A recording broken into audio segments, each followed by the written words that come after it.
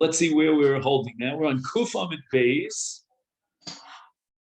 and it's a little bit difficult to point out where it is. About halfway down the Amid on Kuf Amid Beis. I mean, if you could run your finger down the right column, like halfway down, if you have the same Gemara that I do, you get to a line that starts with the word Gozer Rabbanon. In my Gemara, it's right above Hagoz Mitziyunim. That's called the Oz V'Hadar Gemara. I don't know if you have the same.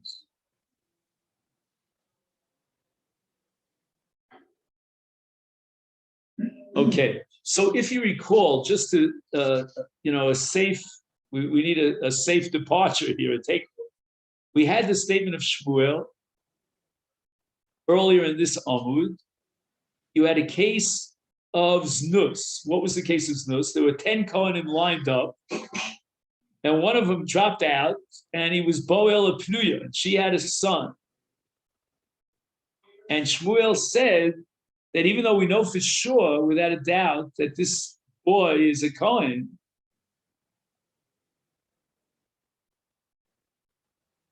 but nevertheless, Havlad Shtuki.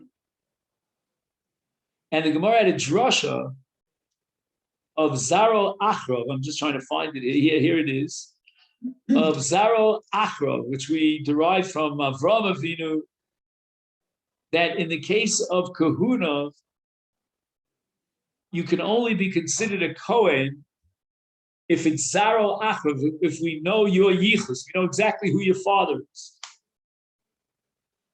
So that even if we know for sure your father was a Kohen, but we don't know who he was, which Kohen of 10 Kohanim he was, then he's not Zaro Achrov. And therefore, he's puzzled for Avodah. So it's very interesting. You have Kohanim lined up. Let's say the Mikdash is rebuilt, and the Kohanim are lined up to do the Avodah. Okay, we'll divide them up into Mishparos. So the first thing I want to ask the Kohen is not for his Tudat Zahud, or maybe a Tudat Zahud would help, I don't know. But who is your father? He says, don't worry, my father's a Kohen. What was his name? Was he Max? Was he Pinky? Pinny the Kohen? Was he Aaron the Kohen? Elazar the Kohen? Who was he? One of the above. So Shmuel says, go home, Charlie. You're not going to do the Avodah. Because the Torah requires Zaro Ach. And if you can't tell me who your father was, you can swear in a stack of Bibles that he was a Kohen, but you can't point him out. One of 10 possible Kohanim. So in that case, we passel him for Kuhun. And the Gemara assumes that this is a Gzeira D'Rabbanan, and the Pasuk Zaro Achav is only an Asmach. On a Doraisa level, he qualifies for the Avodah. We know he's a Kohen. There's no requirement on a Doraisa and biblical level that we can identify his part. And the Gemara says that since it's only a Gzeira D'Rabbanan, v'chi gazer Rabbanan biznus, but b'nesuin lo gazer Rabbanan. That Shmuel's case, in which he calls this Kohen a shtuki, which means he's disqualified for the Avodah, but only Rabbanan, it's a case of znus. However, if it's a case of Nesuin, and we had that in the case of Yibum, which we discussed yesterday, then lo gazer Rabbanan. So Gemara says, "Ubiznusmi gazer Rabbanan v'tnan." Our Mishnah says, "Mishlo shasa achar bayla shlosha chadosh v'nises v'yolda." And the Mishnah paskins that if a woman was married in sequence, not at the same time, to two Kohen number one, and then he died, then she married Kohen number two. This woman is hung up on marrying a Kohen. And she married the second Kohen within 3 months of the death of the first Kohen, so that we don't know if the child is the child of Kohen number one, her previous husband, or of coin number two, her present husband, we can't identify, they don't have DNA testing. In such a case, if any one of those two husbands die, well, again, we said the first husband died already, but it could be he divorced, right? If any one of those two husbands die, then the Mishnah paskins that the son is an onen. Now, an onen means, number one, he's enjoined from eating meat, from drinking wine, and he can't do the avodah.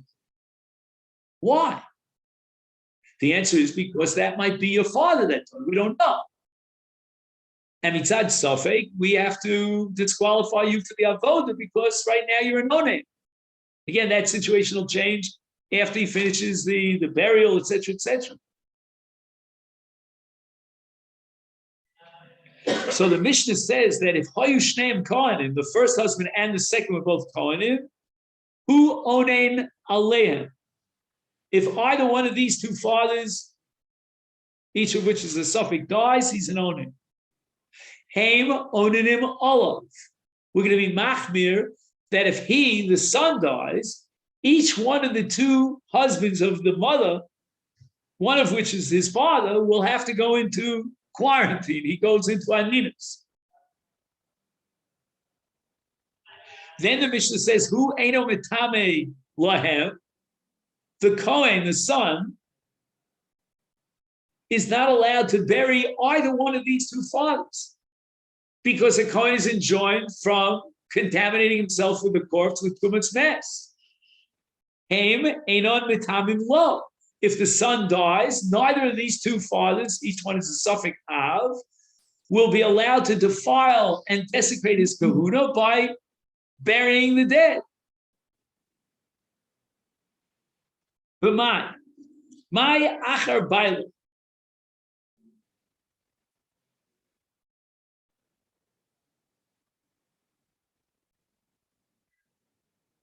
Wait a second. Where's the lotion of achar? Oh, there it is. Bichalo shasa achar baila. She did not wait after her husband 3 months. Ma. What does it mean that she got married after her husband, her first husband, below shasa? Ilema, if we're going to say that she got married achar misas baila, and then she gave birth. I mean, that's how we understood the Mishnah. Is Amos safe? How are you going to explain the safe? Who onen aleim vehem onenim olav. Bishleim, I understand who onen aleim. He will be an aninus the son with the death of either her first husband or the second husband, which kachas la.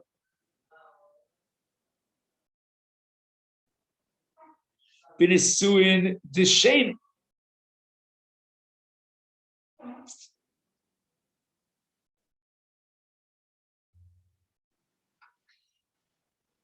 What is binisuin d'sheni?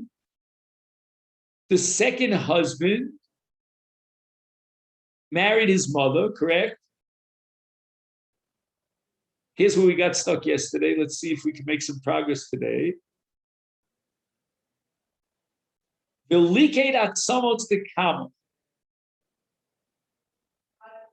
something called likud atzamos, which means that we take a corpse and we transfer and we rebury the corpse in another place.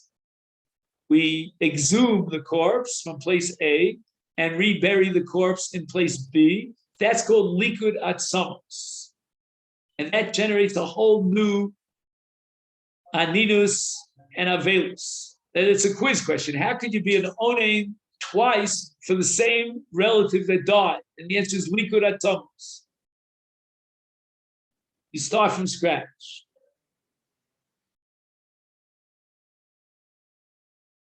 So the first husband died, and years later, they decide to take his body and transfer it over to a different burial site. That's called Likudat Samos.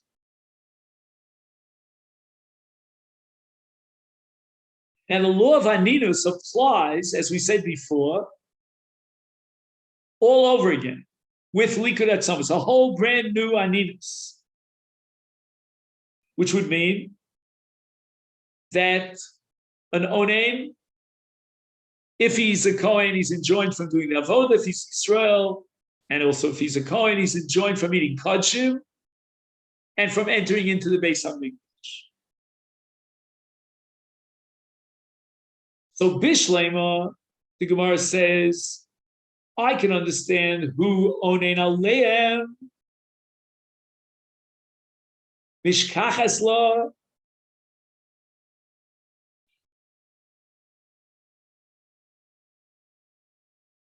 B'nesuei D'Sheni, the Likudat Samos Dekam.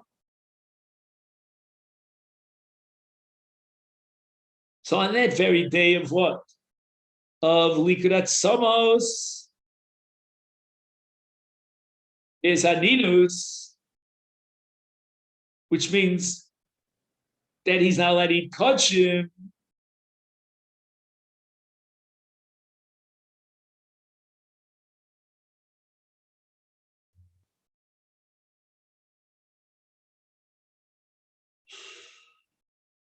So again, what does it mean? Who onen alehem on both of them? He's a suffix. We don't know who his father is. He was born after his mother's first husband died, and he becomes an onen for the death, or shall I say, the burial of his of her first husband on the day of Likudat Samos. That's when he becomes an onen.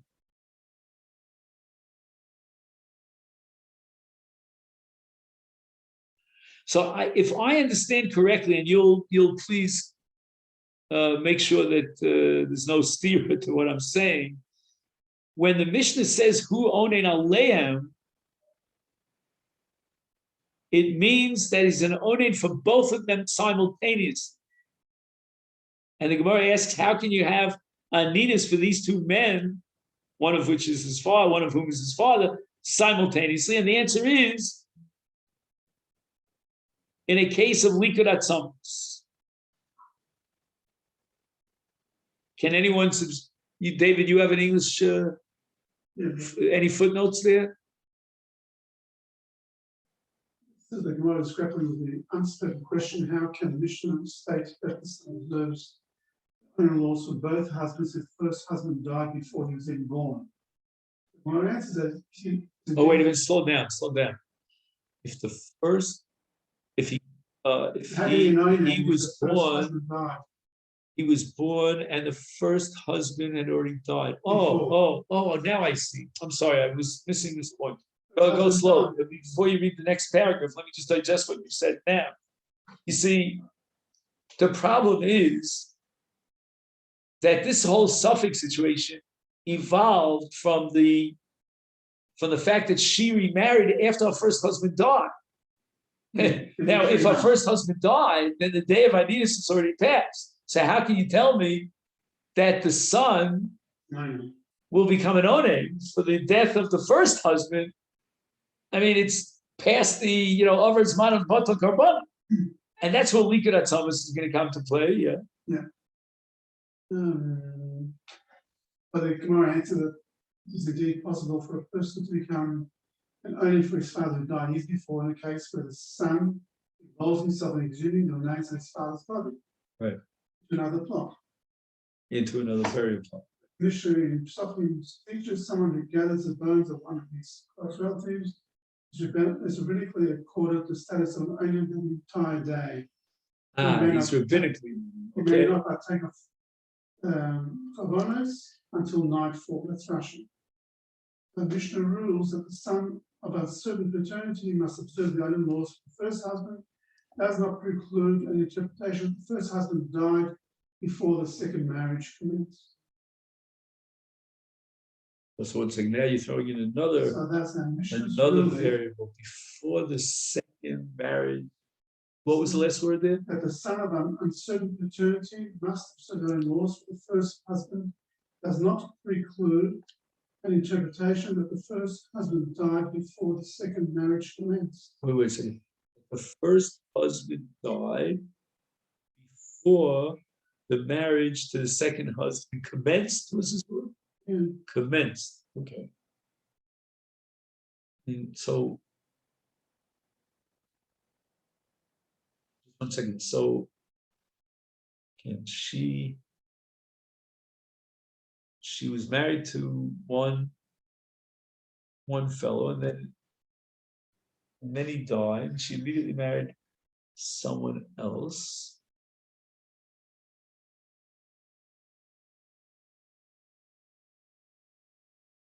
Right, because of the second opportunity for him to be an O-name. If that didn't exist, he couldn't have been an O-name for his first husband, as he died before he was born. Right. The only way So that's he what would we be an O-name for him is if he was still alive, which means he had to divorce the wife and then she married the second husband. So because of this second opportunity to be an O-name, it doesn't preclude the fact that the first husband died before he. because he got introduced Likud Atzamos. Is Right, that what you mean? Right, exactly. So, But the without first, that, but you made a good point here, which I didn't realize. The first husband definitely died. I kept, in my mind, I was very, shall I say, careless about it. And I assumed that maybe the first husband divorced and then she got remarried. But that can't be, because that would make her a grucha and she's getting married to a Cohen. So the first husband died and she's an almana, and she married the second husband, who's a Cohen. And he was born, but there was still something else in that language there, something about commencing. Before the second marriage commenced. But what's the second? What do those words mean? I just want to digest those words. Before the second marriage commenced. so it said it did Well, not what's that mean? preclude that the first husband died before the second marriage. Yes, it does. Wait, I'm saying he has to have known. Then how could she marry the second husband? That was the point. That's why he's saying. That's why it says it doesn't preclude the fact that he died. The fact that he's an O-name, that he could become an O-name later on, was because of this second opportunity, right? Likud Atzamos. That's almost without that. Without that possibility, then if he's an onen, it means he just died now, Right. And then how could she have married the second husband? Something like that. Right. Okay. I don't know. Not sure exactly. Yeah. Okay. So he says the following. I'm just going to read to you. He says, Hadinu shebiyom likud atzamos, hakrovim chayovim linog aninus, v'asurim lechol kodsh. V'zeh pirush ha-mishnah shu onen aleihem, sha'af sha'sofek nolad, li'achar misas harishon.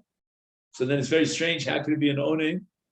Who onen olav for the rishon, biyom shaliktu es atzamos. Valasheni, Ganinus biyom shemitz. Fine.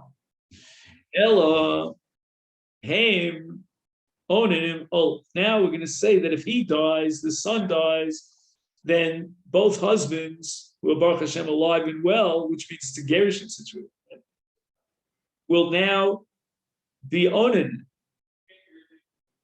How can it be an onen if the first husband died? And he had to have died, because otherwise, how could she marry a second husband? She's a grusha. Elohim onenim olav.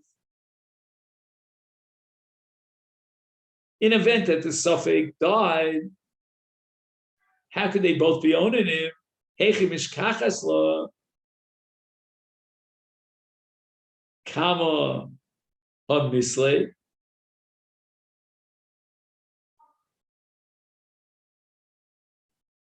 One second, kama ha-misle.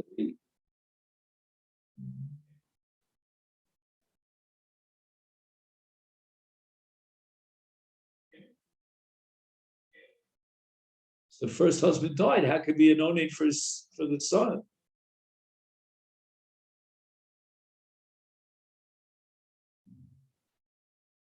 And it had to be that the first husband died because otherwise she'd be a grusha and she couldn't marry the second Kohen.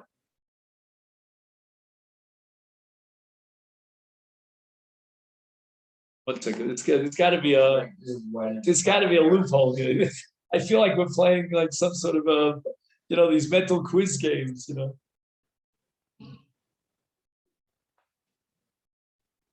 One second, let's just Maybe it's not talking about a Kohen anymore. Maybe it's not talking about a Kohen. But I thought the whole point of the Mishnah is to establish someone who's definitely a Kohen. Yeah, I know, but because Mimanav Shach, his father is a Kohen. We don't know which is father. Yeah, now it can't be that he used to be a Kohen, but he's not right. How can it be that they're both onanim Allah if he died? I mean, the father died, you can't call him an onan if he's dead, right? It must be that he died, because otherwise, how did she marry a second Kohen? One second.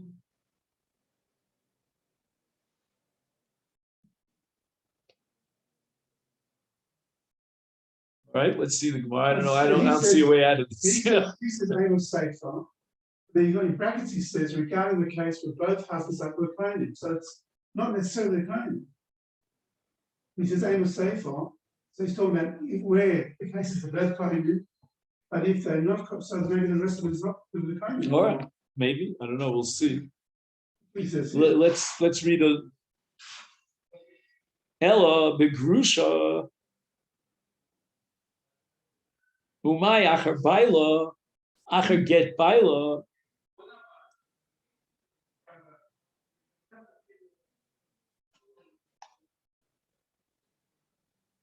is ema seifa who ain't mitami lahem vehem ain't mitamim lo. Wait a minute, is the Gemara bothered by our question or not? Just 1 second. Ella Bigrusha.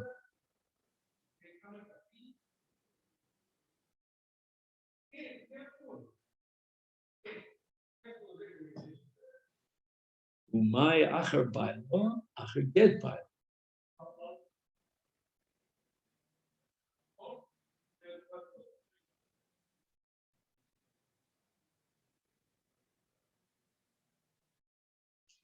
I don't get it. The Gemara doesn't seem to be bothered by our problem. How could she marry a Kohen if she's a Grusha?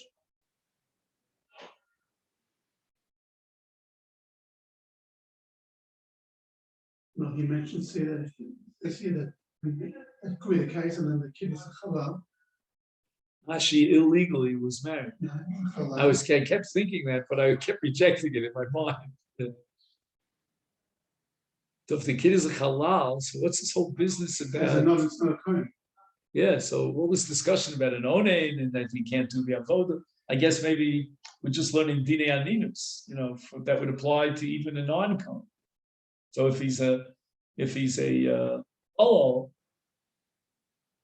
he's no different than a regular Jew who's not a Kohen, and he has to. But they let him go up with the Mishmerik. I mean, so I mean, it makes it kind of like I don't know. No, there's a case where the died, not just divorced. The first one died, and she got married within months. That's why she was a kosher Kohen, but we don't know who the father is. But in this case, She is still alive. She's divorced. She marries, and she's not Illegally married. Illegally, that's a halal now. She's not a Kohen anymore. So what's the question? So he can't coach it. That's the whole problem. And he can coach it, but he can or not. So that's off it. The mission seems to be talking about a Kohen. I don't know. All right, let's go on. Amos Seifa, who Eino Mitami Lahem, The Haim Einon Mitamim Lo. Bishlema Haim Ein Mitamim Lo Luchum. Kol Chad V'Chad Dimulav Brave. Right? If it's not his son, how can you desecrate Kedusha's Kahuna? Elahu Ein Mitamim Lohem. Amad. Bishlema Lasheni Lo Mitami Le El Rishon Mitami Le.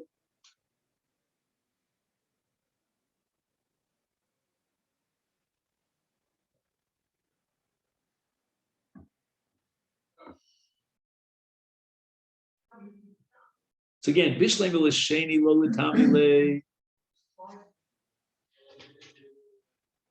because maybe the Sheni is not his father. And if it's not his father, then he has no heter to be Matami. Okay. El Rishon Litami Le. Imonafshin. Ibrehu, if the Rishon is actually the father. Just 1 second. Ishapa Komitami. The Bar Basrahu.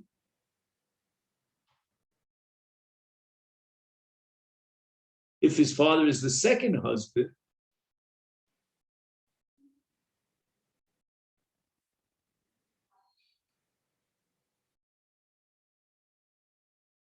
Ishapa Komitamile, the Cholol. Well, finally, the Gemara comes to the case of a Cholol. Because again, if he's a Bar Basra,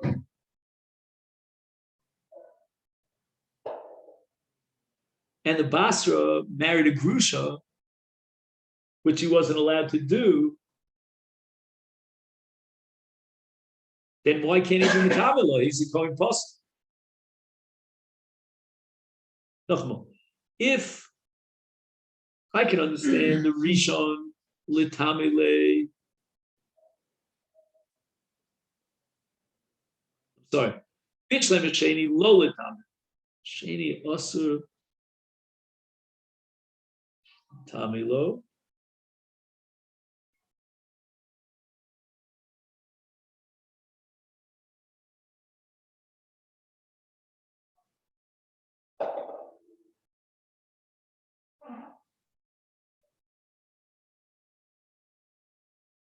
Again, he can't be mitame to the sheni because maybe that's his fault.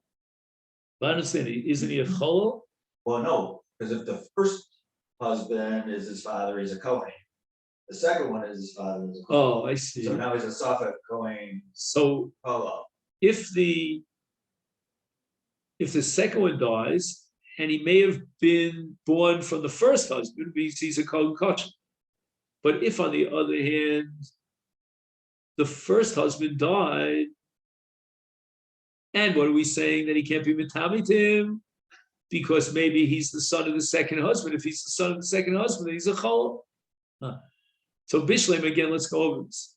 It's like a mental gymnastics, this case. It's like really, it's like playing chess, you know.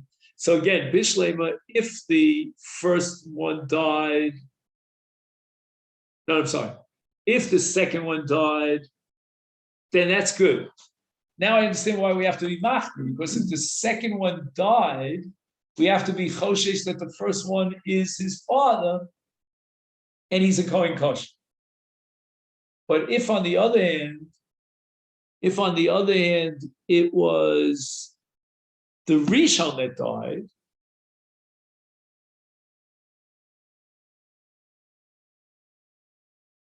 again, if he was born to the Rishon, then he should be Mitami. And if on the other he was born to the Sheni, then he's a Chol. Elolav business. So we went through all this, Shakla Vitaria, this didactics, in order to prove at the end of the day that the Mishnah is talking about a case of znus. both of these Kohanim, apparently, or at least one of them, I don't know, both of them, had a relationship with her outside of the framework of marriage. There was no Kiddushin. So she first had a relationship with the Rishon, and then with the Sheni, and then she had a child. And we don't know which of the two is his father.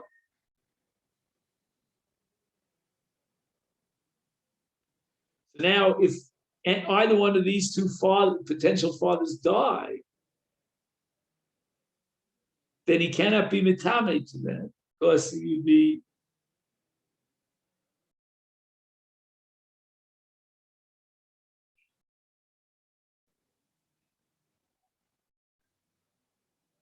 So I have a feeling that this is against Shmuel. Let's see if I'm right. So again, Elah biznus. So after she had znus with the first husband, she had znus with the second. And now we don't know which is the father of this Kohen.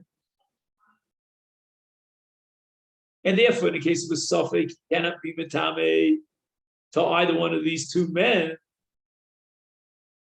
because maybe it's not his father.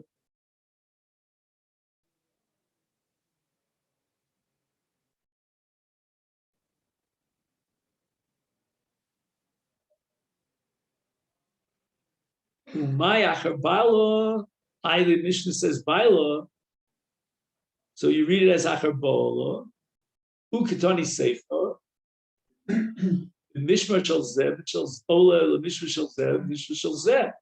So that clearly indicates that he's allowed to what? He's allowed to do the avodah. And he has rights to come to each Mishmar and say, well, I'm the son of so-and-so, and therefore I'm part of your Mishmar. Is then it's Tiyuvta Shmuel. Oh, that's what I was waiting for. This is the punchline of the whole sugya. Tiyuvta Shmuel. Because Shmuel said that if a Kohen is born through a znus relationship, then he cannot do the avodah, albeit midrabanan. It's exerted rabbanan. And here we've proven that our Mishnah is talking about a case of two men, both Kohanim, who had a znus relationship with a woman, and the child of that, right, of one of those two relationships, we don't know which one, is allowed to come to the Anshe Mishmar and say, Ich bin du, I'm here. I want to do the Avodah. You'll tell me, well, you're not shy to this Mishmar. No, my father was so-and-so. And he can play this game on both Mishmar. But clearly the Mishnah Suri is Kashal Avodah. According to Shmuel, in a case where a man is a product of his nus relationship, then he's a Kohen, but he's midrabanan, he can't do the Avodah. It's therefore tiyuvta to Shmuel.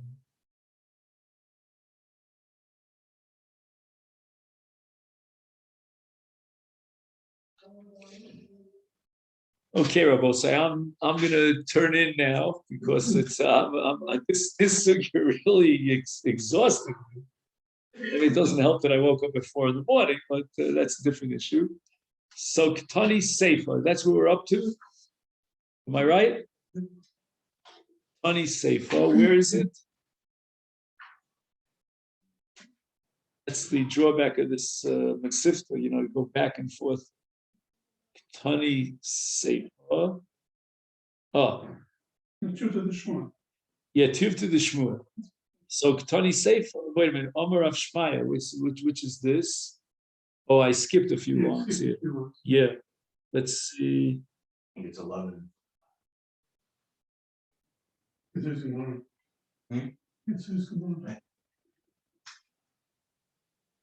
One second, why am I not finding this? We're up to Uktani Sefer. We finished to the Shmuel. Yeah. Couple of one. Yeah, so, but after Tuvta the Shmuel, it should say Omer of Shmaya. So, so we're up to Omer of Shmaya. Oh, I'm sorry, I made a mistake over here. Yeah, okay. This should be here. Okay, very good. Okay, gentlemen. So I wish you all a wonderful day, and we go on.